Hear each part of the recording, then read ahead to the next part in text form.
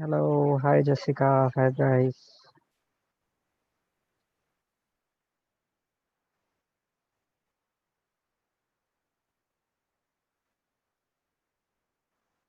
Hi Casey, lots of folks from the US.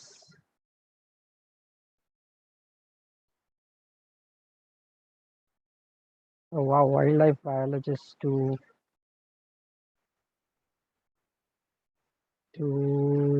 web dev.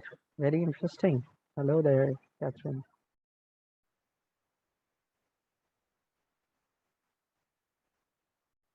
Okay, we have people from Europe as well. Hello, Cyprian. Hi, Luke. Hi, Nick. Great to have all of you here. We'll just maybe wait one more minute to let a few folks in, then I'll let Antonis and Lisa introduce themselves and kick us off for our session today. Keep those intros coming in to the chat. Hi, Moritz.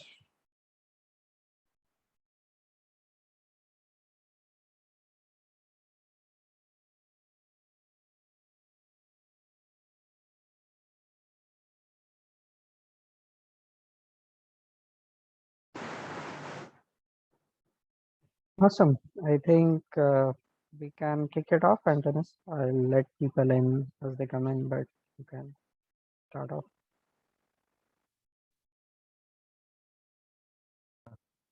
Sounds good. Thank you, Nilesh. And thank you all for joining. We're delighted to have you here. As I mentioned before, for those of you who joined afterwards, we're recording the talk, but it will not be shared publicly. We'll only share it with like participants who signed up but couldn't attend. Yeah, and this is Antonis Tampulis, and I'm here with my course co-creator, Lisa Reynolds, and I'll let her do the honors.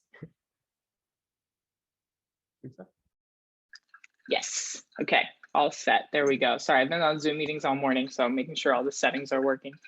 Seems like people can't decide between Microsoft Teams and Zoom these days, so it gets very confusing. But hi, everyone. Welcome. We're really glad you've joined. Antonis made a note about the recording, so we're good there. So we're the course creators for Terra.do's new course. It's called Climate Change for Software Engineers. And today we're just going to do like a brief overview of taking you on your first steps in climate action as software engineers, talk a little bit about software career opportunities in the climate action space, and then introduce the course a bit. But we're going to try only to take maybe half the time of us blabbering and leave plenty of time for questions at the end, because we kind of want this to be open-ended, because we don't know exactly what people are curious about, and we would like this to be most helpful for you guys.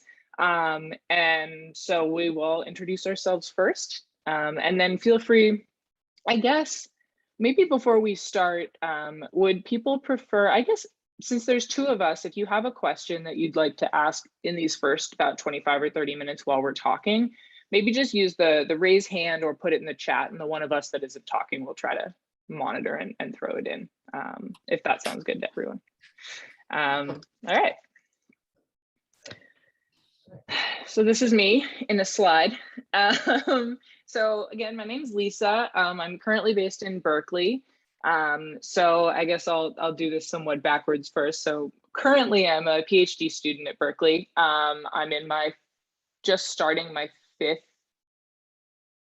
is that right? Oh my gosh, yeah, fifth year here. So first 2 years were the master's, now I'm in the PhD. I'm at the Energy and Resources group, which is an interdisciplinary program with people working on climate and environment from a bunch of different angles, renewable energy, ecosystems research, economics. It's a really great place to be. And I'm also have training in computer science, and I'm adding a master's in computer science focused on programming systems and languages. And I'm currently working on a master's project that focuses on how I've written some software to support action on climate and research on the social cost of carbon, which is looking at getting picked up by the EPA right now, which is really exciting.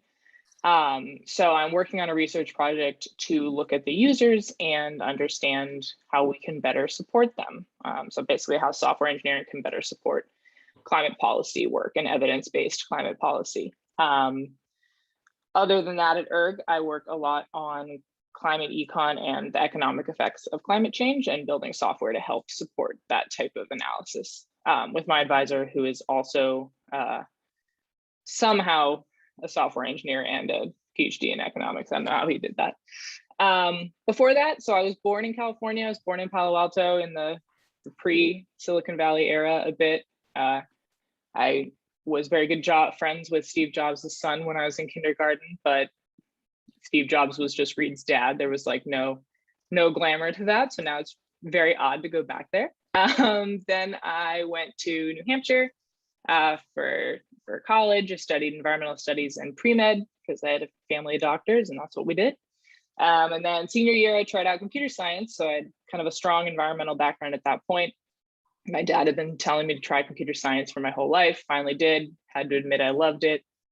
And from there, I went to Boston. I worked in environmental consulting, doing projects for the World Bank and the EPA for 3 years, and got a post-bac in computer science at Tufts, so kind of shored up my skill set there.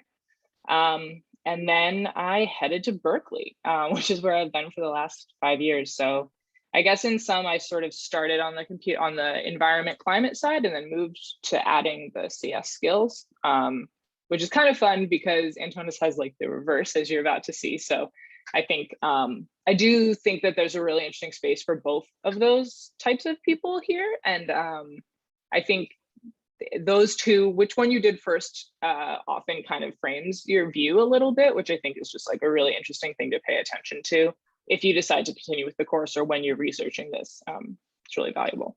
Yeah. Thank you, Lisa. And I guess I go next. This is me in the slide. So hi, everybody again. I'm Antonis. I'm gonna start the opposite way.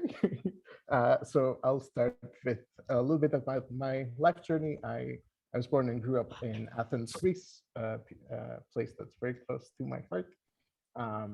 And I went to university here, and I moved to the US about 15 years ago in New Haven to do a PhD.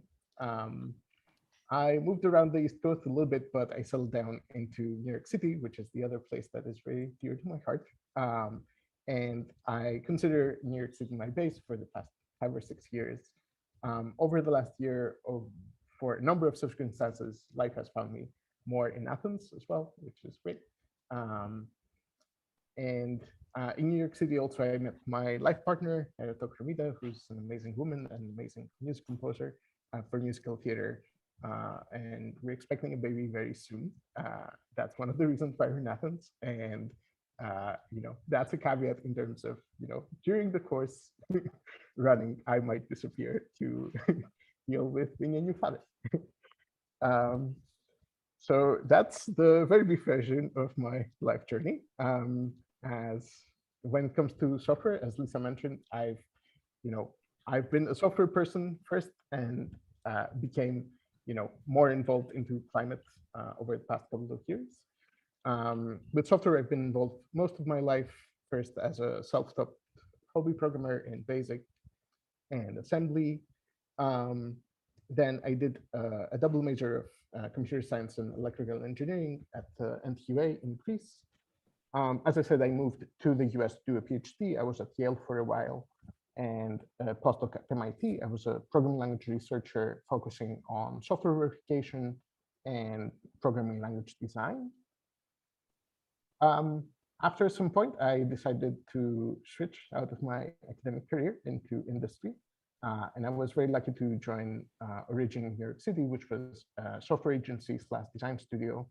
And then I got to do all sorts of things, but I got to help a lot of startups and innovative companies build software products from through the whole lifetime of the software, in a sense. So I was a contributor for a while, a tech lead, and then became an engineering manager and the director of engineering at the office, and also helped people with career mentorship and also with technical mentorship in the projects. Since early last year, before the pandemic struck, I became a freelance consultant, largely to open up space to become more involved in climate action. And in that role, I've been focusing mostly on technical strategy, technical design, and engineering mentorship. In terms of my climate journey, it's more short than Lisa's so far. But I was, two serendipitous things happened when I became a freelancer. First of all, Terra.do was just launching, so I became part of the first Learning for Action cohort, which was an amazing experience. And I'm now really excited to be joining, in the other capacity as quiz creator for Terra.do. I've also been a tech advisor to Sustain Change since last year, and that's a young non-profit startup building a platform and a community to bring sustainability professionals together, mostly in fashion, but in other industries as well. And throughout the last year, I've been researching opportunities in climate action through software. So I have a lot to share with the cohort in that respect. In general, I want to bring both these learnings and my experience in engineering mentorship and help students, and of course, do that. And I think that's all in terms of us. Enough about us. So let's jump into the reason why you joined this seminar.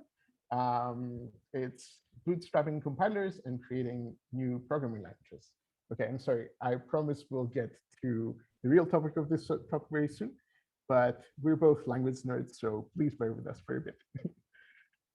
So bootstrapping compilers. So what's the context? The context is you see that the software ecosystem around you is changing, and there's an opportunity to build a better, new, awesome language called climate-lang, let's say. And the goal is to mitigate the issues that you see with current languages and adapt to the changing landscape and build resilience in the changing circumstances. You might choose a more focused goal of building a compiler for climate-lang in climate-lang itself.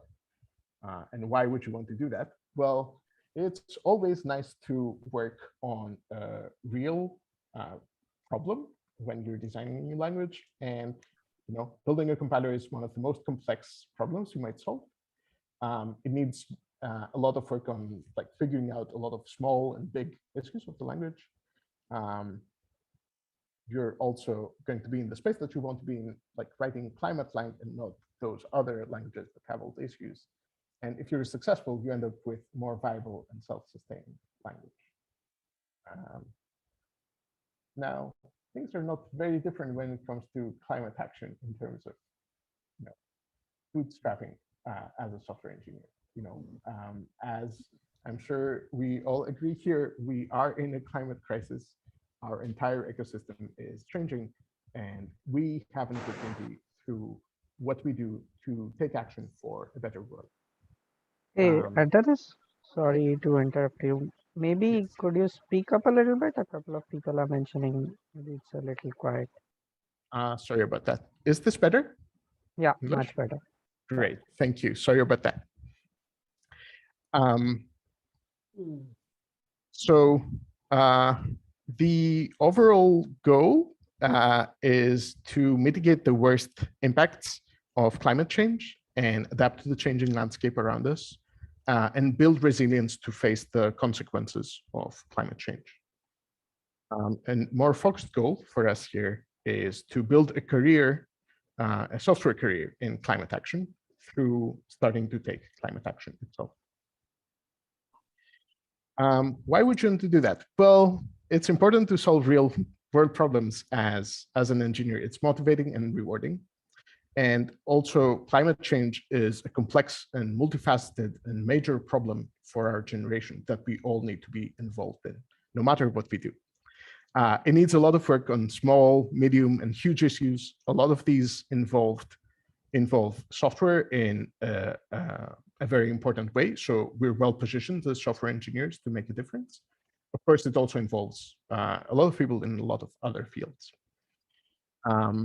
The time to take action is now. And in this way, you'll be in the space that you want to be in, having a positive impact to the world. And if you're successful, and if we're all successful, we end up with a more viable and self-sustaining world. Okay, so switching back to compilers for a bit, how do you bootstrap a compiler? So the problem is, if your compiler in your new language is in your new language, how do you even compile it? Fortunately, there's age-old wisdom to share. My grandma shared this recipe with me. So you take one compiler in a language that exists already and has a compiler, and you get your brand new compiler, and you combine them well, and you get an executable compiler. When it comes to climate action, though, grandma has no wisdom to share, unfortunately, about this. What we do have are pieces of the recipe. So we are all still figuring this out, like both me and Lisa, we're figuring this out. So join us for the course, and I hope that we'll figure it out together, like throughout our common learning. So here are the fragments of the recipe that we know so far, and that are also what are making up this course. And I'll switch over to Lisa. Lisa? Yep. So some of the fragments of the recipe that we've both kind of slowly been figuring out are first, understanding what's going on. There's a lot of news and a lot of information to digest, which can already be very overwhelming. But it's important to slowly figure out what's going on. Next, understanding the solution landscape. So getting an understanding for what solutions exist, and how you can plug into them. So again, another kind of broad solution space that can be very daunting, but on the plus side, it's daunting because it's big, and that means that there are a lot of ways to get involved.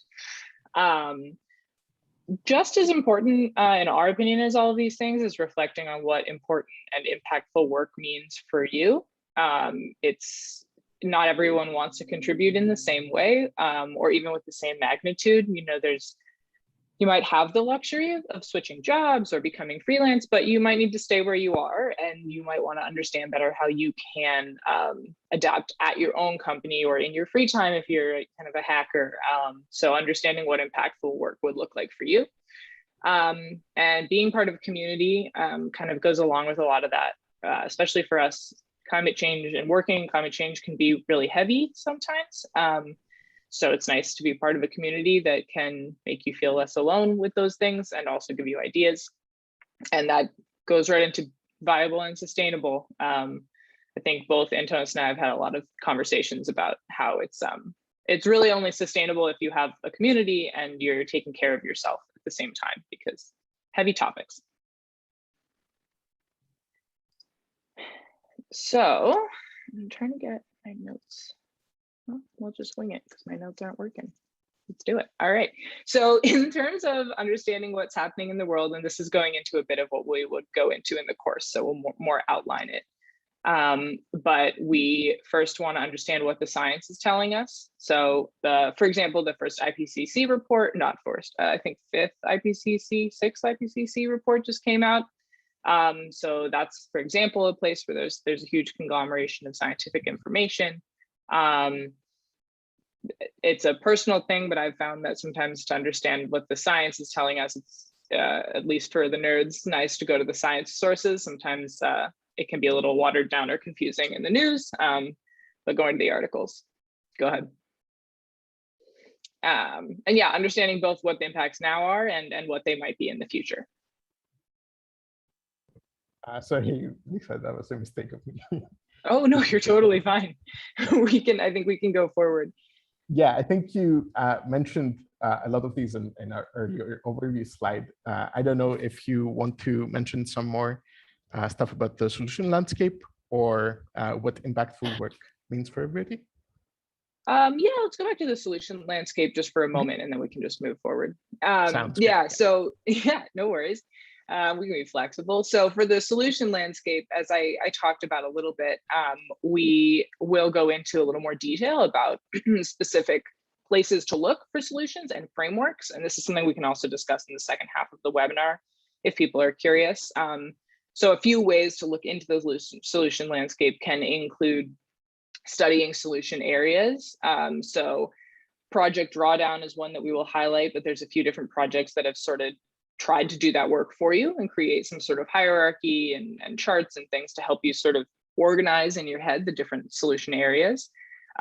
There's climate job boards that have really popped up a lot more, like Climate Base, that can help filter, look at your skill set, match it to what you need. And then also there's sort of this whole space of open source projects that is really fun and vibrant. And I have found can be a really fun way to contribute and get to know people without making a big life switch or needing to devote like a huge amount of time. So we're in contact, we know a lot of people in that space and a lot of companies, so we're always happy to share.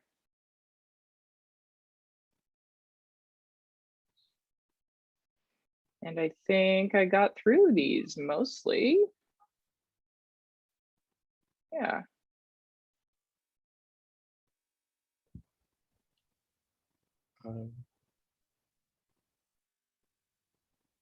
So should we go on to skills for climate action? Let's do it. Is that me or you? I can go ahead if you want. Okay, cool. Yeah. So in everything that Lisa outlined, we found that there's a number of skills that are very, very important to build in this area. I think one of the difficulties is this is like a huge space with a lot of moving pieces and a lot of places where you can potentially plug in. So kind of having a map for that and be able to navigate it helps in terms of seeing what you want to explore in more detail. So as you reflect more about your strengths and your growth areas and the places where the sectors that are more motivating for you, and you identify like the places where you want to delve more deeply, you can then move on to researching opportunities. And this is a little, it's a less well-tread path than other areas potentially. So, that takes a little bit more digging because, you might not have so many examples from colleagues and so on of knowing where to look. Also, in this work, I think it's very important to, we mentioned before, like being part of a community, but also communicating with, people who might not be as well informed as you. And also networking with people who have been there before and are further down this path than you are is extremely helpful, both for finding opportunities and also for finding support when you need it.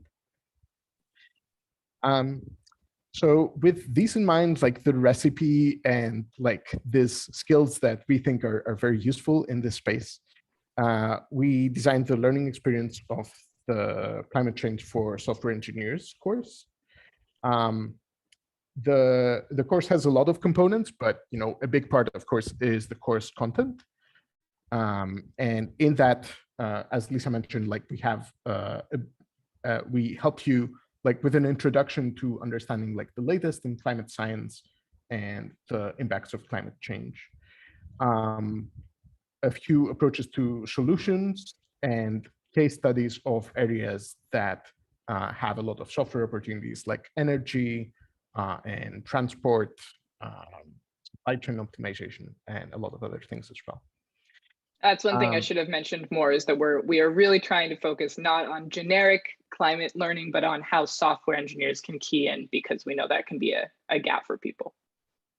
Yeah, definitely. And like, it's like the climate science and the solutions cover like 2/5 of the course, and the rest is dedicated to these areas, kind of diving deep into understanding what these are and what the different opportunities are.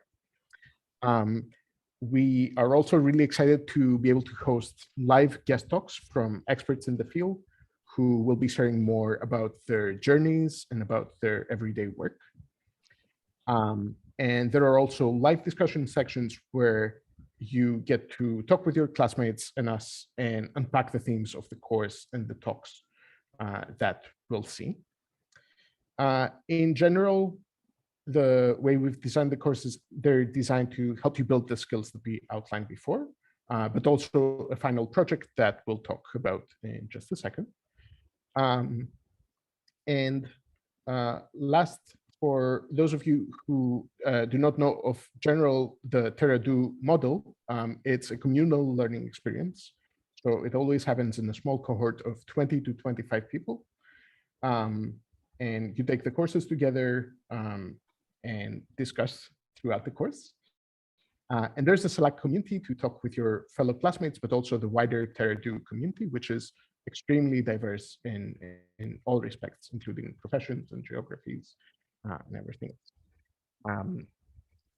Lisa, maybe you want to talk about the course project? Yeah, sure. So we'll have a couple small assignments in the course that will be more optional that are about starting discussions on Slack, kind of if something during a certain week excites you. But then we're also adding a course project to continue kind of mimic the Terra.do model or a course kind of model. And we're planning to make it pretty open-ended. It'll be basically the goal is to have a set of assignments that help you determine kind of how you can contribute best given your skills and what interests you. Oh shoot, sorry. Make sure my audio is working. Yeah. So we hope to make it really possible to support your classmates and course creators, so to be supported by your classmates and course creators to find out what that might be for you. So again, I think the goal coming out of the assignment will not be to have finished a prototype or finished a contribution, but more just to find something that excites you where you can key into work after the course, because 5 weeks is a lot to do both that and actually do the coding portion or the development portion. So it'll be very personalized, could be starting your own project. We expect a lot of people would also just hope to start contributing to an open source project where they can meet people and dip their toes. Could also be a blog or writing something. It's gonna be pretty open-ended. We just want people to take a step for themselves on where they'd like to key in. So elevator pitch for your new startup could also be an idea if you're super ambitious. It'll be pretty broad, but I think we're really trying to leverage Antonis's experience in this space to give people some personalized advice. And I think, at least from my side, I'm also aware that from the applicants to the course that we have already, people have very varying levels of experience and varying goals. But from being very young and coming, early out of school and ready to start a new company or join a big company, to people who are, parents and at a job and just want to know how they can contribute on the side. And I think we can also, everyone can support each other. Some people have already gone through part of this journey for themselves, and they can be mentors too. So yeah.